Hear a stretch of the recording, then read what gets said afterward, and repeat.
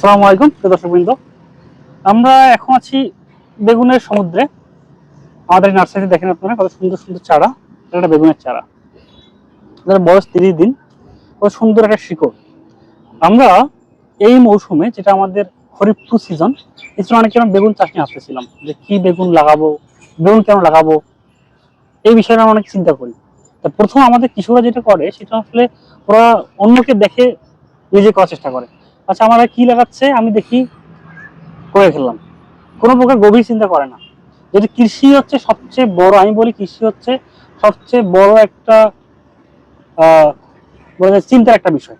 কারণ এখানে যেটা করে, একটা কৃষক নিজের টাকা দিয়ে ইনভেস্ট করে, সে নিজে প্রক্রিমেন্ট সামলায়, নিজে প্রোডাকশন করে, তারপর নিজে প্রোডাকশন সামলায়, দেন নিজে আবার সেল করে, সে বাজারে নিয়ে যায় রিসেল করে। তার মানে একটা প্রোডাকশন, তার প্রক্রিমেন্ট, তারপর হচ্ছে আপনার সাপ্লাই চেইন এবং সেলস, পুরো সিস্টেমটা একটা কোম্পানির সমস্ত সিস্টেম কিছু করে থাকে। আর কিছু অফিস হচ্ছে তাদের মাঠ, তাদের ফসলের মাঠগুলো। এই জায়গাতে যেসব কিছু ভাবতেছেন যে আমরা আসলে কি লাগাবো, আমরা বলতে পারি এই জন্য চোখ বন্ধ করে আপনার বেগুন লাগাতে পারেন। কারণ বেগুন মোটামুটি 5 থেকে 6 মাসের একটা ক্রপ, এবং এটা একটা লাভজনক প্রোডাক্ট। বর্তমান বাজারে কিন্তু বেগুনের ভালো একটা দাম পাওয়া যায়, মোটামুটি 50-60 টাকা কেজি অ্যাভারেজ থাকে।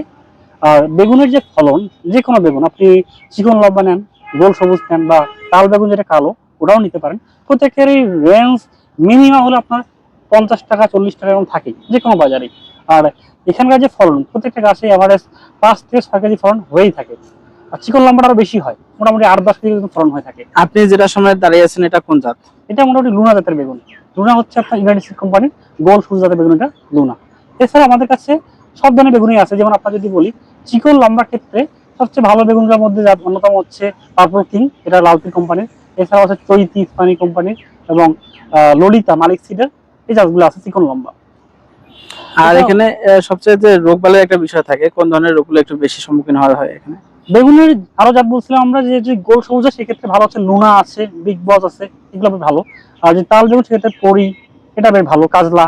এখন এই বেগুনের মধ্যে রোগ, বেগুনের খুব বেশি রোগ হয় না, মোটামুটি এরা 2-2.5 মাসের মধ্যে এটা মূলত ফুল এবং ফল দিয়ে থাকে। আর এর সবচেয়ে ভয়াবহ যে রোগটা, সেটা হচ্ছে বলি আমরা বেগুনের ফল ও ডগা ছিদ্র পোকা, যাকে ইংলিশে বলা হয় BFSB, brinjal food and fruit borer, অর্থাৎ বেগুনের ফল এবং ডগা ছিদ্র পোকা। এই পোকা মূলত বেগুন যখন আস্তে আস্তে বড় হয়, তখন ফুল এবং নতুন যে কুড়ি এবং ফলে, তিনটা জায়গায় সে এটা প্রবেশ করে।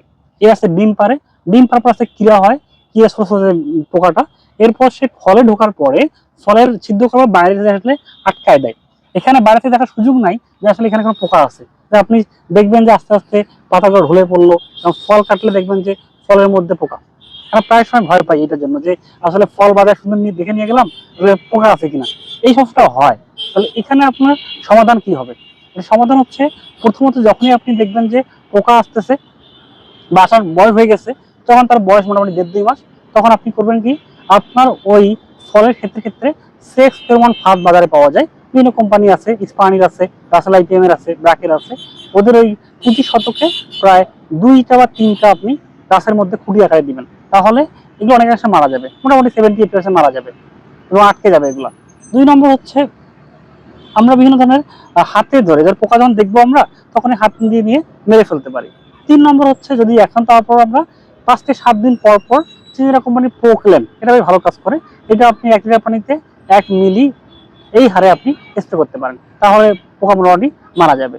আর বাকি যে চর্চাগুলো আছে, এটাই মূলত মেইন নক্ষত্রের পোকা, আর অন্যান্য ওগুলো খুব বেশি মেজর না, আপনি অনেকেই জানেন, সেক্ষেত্রে আপনি ওটা ফলো করতে পারেন।